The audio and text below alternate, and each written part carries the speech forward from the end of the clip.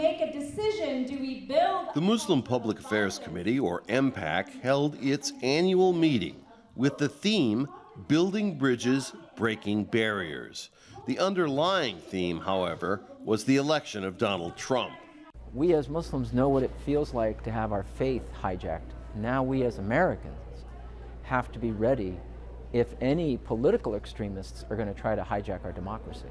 Among the speakers was KHIZR Khan, father of a U.S. Army officer killed in Iraq. Khan's speech at the Democratic Convention was a powerful criticism of Trump's policy proposals targeting Muslims. This time shall pass, but our role is defined by history, that we are chosen to defend these values, and we should remain standing, we should remain firm.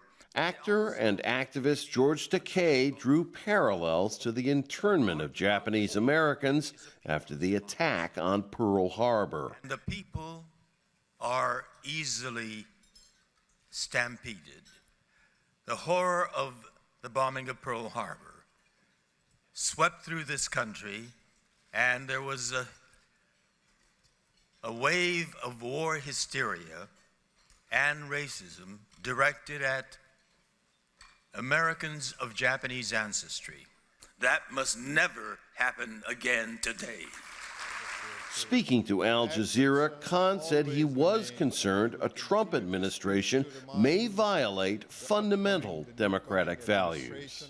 We will continue to remind the members of the cabinet of Donald Trump about the American values, what made America great in this country, in this world, throughout the history of mankind, were these values that made it great. And if anybody challenges them, it is every citizen's obligation to stand up and be the voice of dissent. Leaders of MPAC say it's up to organizations like theirs to pierce the veil of ignorance, misinformation, and fake news that make many Americans hostile toward Islam and suspicious of American Muslims. Rob Reynolds, Al Jazeera, Long Beach, California.